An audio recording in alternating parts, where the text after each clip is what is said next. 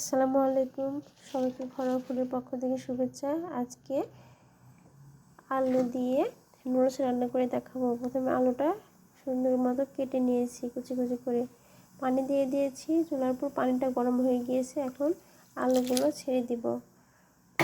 আলুগুলোকে 5 মিনিট আগে সিদ্ধ করে নেব, নয়তোবা নুডলসের সঙ্গে দিলে একেবারে গলে যাবে।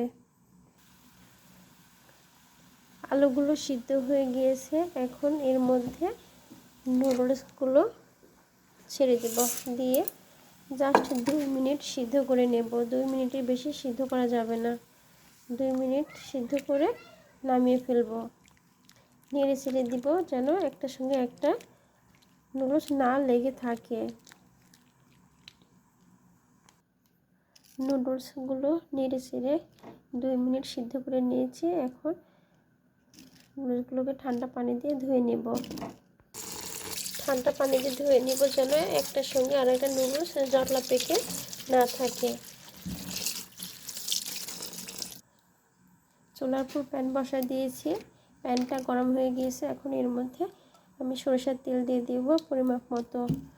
আপনারা যে কোনো খাবার তেল দিতে পারেন।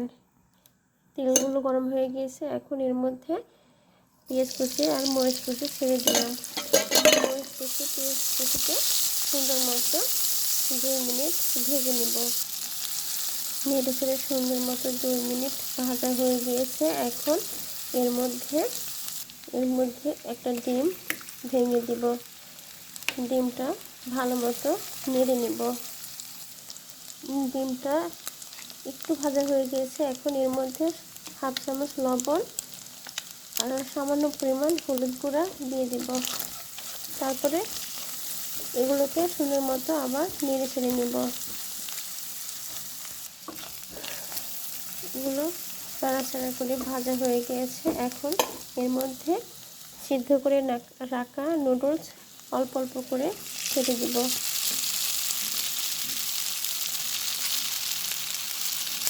উল্টা পাল্টা নেড়ে ছেড়ে নুডলসগুলোকে ডিমের সঙ্গে তেলের সঙ্গে মিশিয়ে নেব এবং হালকা করে ভেজে নেব।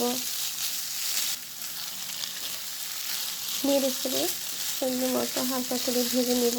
বারবার নেড়ে দিতে হবে যেন নুডলসটা ধরে না লাগে। বেশি ভাজাও যাবে না বা ড্রাই করা যাবে না, তবে নুডলসটা খেতে ভালো লাগবে না।